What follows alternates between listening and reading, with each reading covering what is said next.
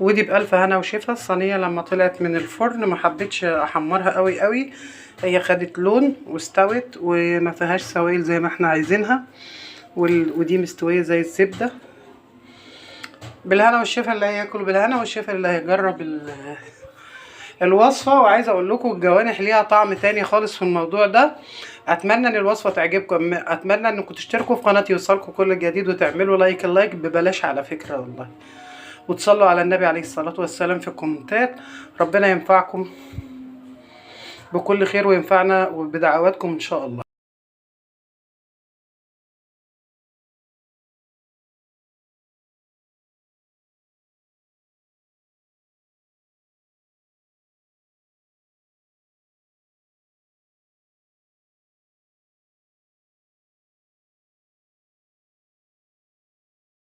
بسم الله الرحمن الرحيم، والصلاة والسلام على أشرف المرسلين سيدنا محمد وعلى آله وأصحابه أجمعين. هنعمل إيه النهاردة؟ هعمل فطيرة جلاش محشية بطريقة مختلفة. إيه هي الطريقة المختلفة؟ هنجيب الجلاش بدل ما هنقعد نرص هنقطعه شرايح.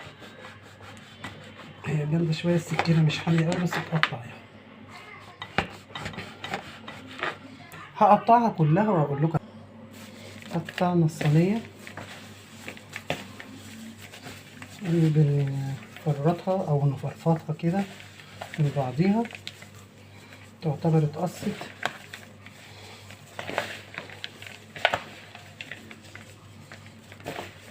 المهم ما نخليش فيها لفة جوه، سايب يعني ماسكة في بعضها. تمام كده اتفكت خالص. هجيب الصينية بتاعتي وادهنها. انا دهناها رشة زيت صغيرة. هزود الزيت لان انا هسويها على البوتاجاز، فمش عايزة انها تتلسع، واحط حتة سمنة بلدي عليها عشان الزيت احيانا بيبقى الزيت ليه ريحة مش حلوة، فايه السمنة تطير كل حاجة. عندي ايه بقى هعمله حشوة. عندي لانشون كان في الفريزر لسه مقطعاه حوالي 8 كيلو، ودول فلفلتين، وده فلفل واحد سبايسي حراق، وده زيتون، ودي طماطم. تمام. هنبدأ نجيب الصينية وارص نص كمية الجلاش اللي انا مقصقصها ده، وافرده كويس قوي.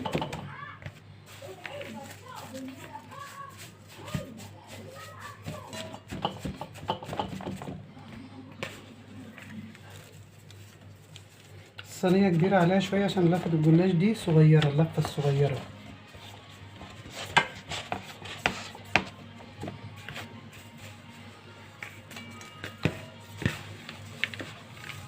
تمام. المهم متكونش حاجة تحت باينة عشان ما تلزقش في القعر. وهبدأ ألخبط الحشوة بتاعتي كلها على بعضيها. نسيت أقول لكم إن عندي شوية جبنة موتزاريلا هحطهم عليها.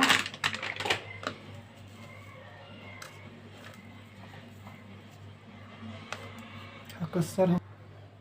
قطعناها، وده عندي وش اللبن.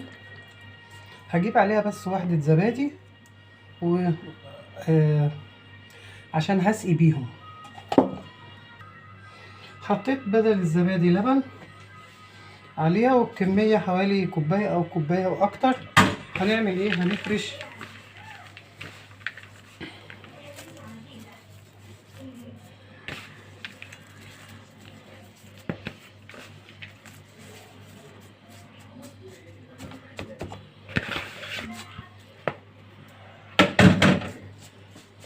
هحاول أغطي كل حاجة فيها. لفة الجلاش صغيرة بس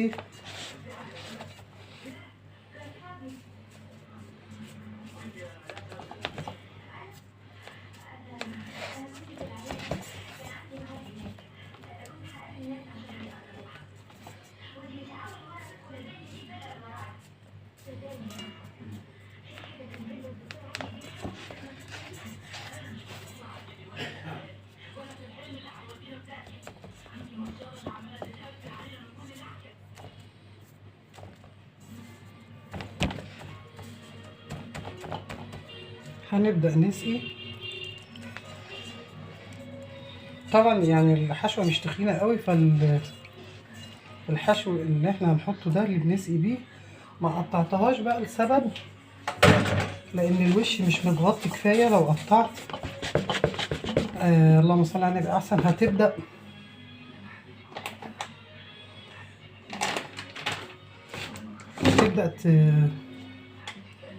الواحد مش مجمع ليه، مش عارف.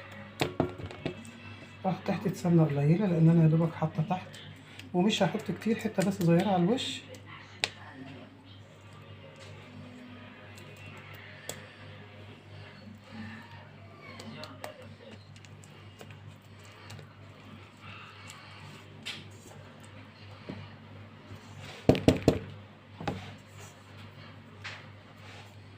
مش هنحط تاني، مش عايزين دسامة كتير، كفاية عشان القشطة.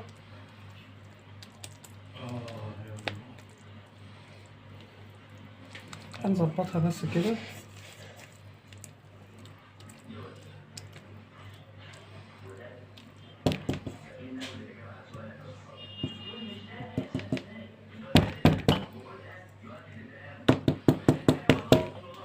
وهنسويها وبعد كده هنشوفها.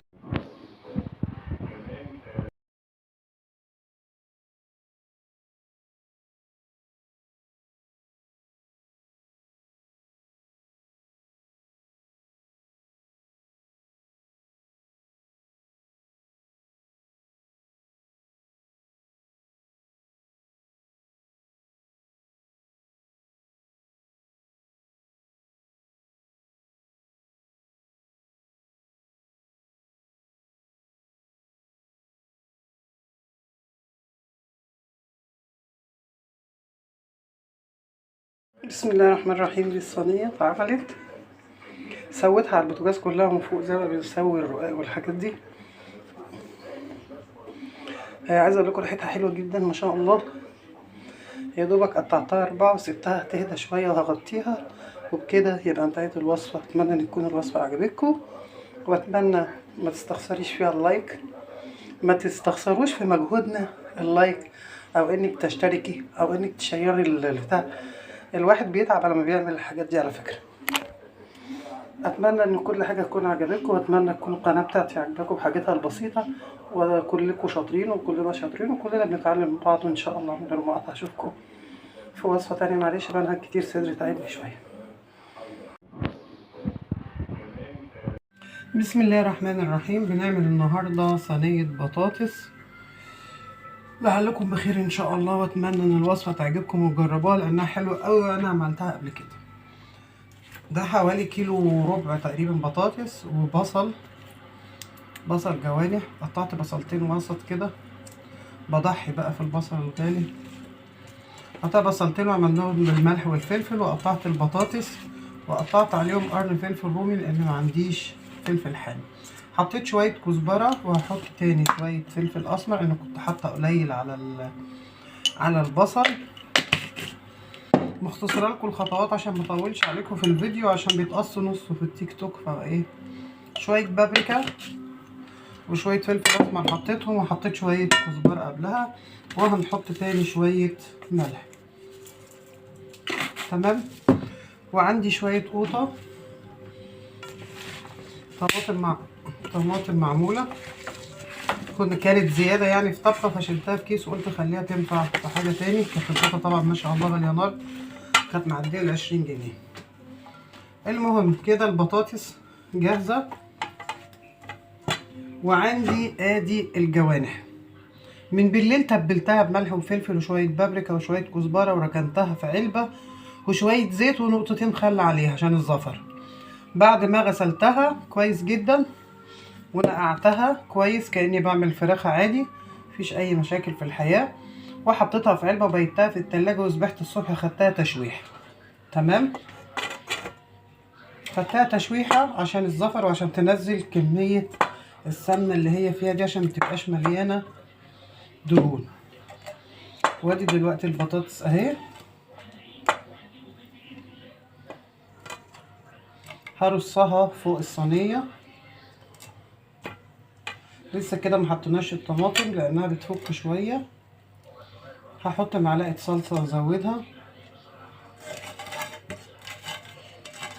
ما نزلتش دهون كتير على فكره، انا حاطه في الطاسه حبه زبده، حته زبده وشويه زيت.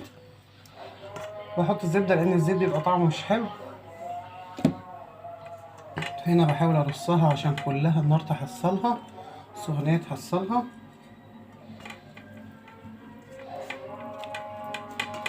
على فكره بيبقى طعمها خرافه يا جماعه. عملتها قبل كده وعملتها بالصويا صوص وبالحاجات كتيره كده.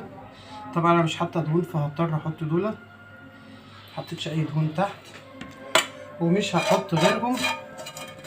هنزل بقيه الدهون مطرح التشويحه، بيبقى ليها طعم تاني. جربوا شوحوا الحاجه عشان ما تبقاش زفره في الصينيه. كده جاهزه. كده هنحط ايه، نجيب الطماطم.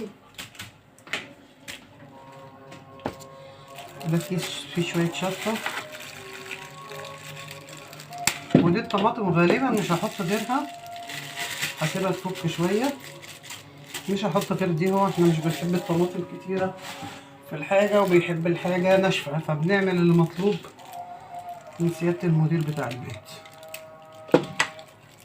دي على ما اعتقد شطه، هندهنها كده، مش هنحاول نكلكعها في حته واحده. احيانا بتبقى شطه كشري هما جايبينها وعايزينها نحطها لهم في الاكل. حاضر. هنسيب دي شويه تفك على ما اصلي الظهر. الظهر بيأذن. وادي الصينيه. هنرش رشه ملح لان احنا محطناش قلنا الملح كتير ولا على البطاطس ولما الطماطم تفك. وهنحط شويه صلصه في كوبايه، نحط معلقه صلصه ونكبها على الوش على ما الطماطم تفك.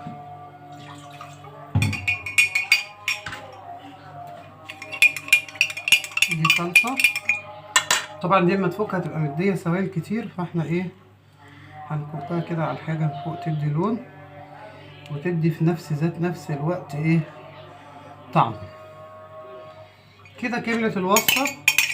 على فكره ممكن احطها كده على النار والقوطه هتسيح اجباري، مفيش اي مشاكل في الحياه، يعني مفيش حاجه تعطلك عن اللي انت بتعمليها. واتحطت دي ومع السخونيه هتفك وهتنزل وهتزرعت الدنيا طماطم وهتبقى زي الفل. فانا هسيبها شويه تفك وبعد كده ان شاء الله نكمل.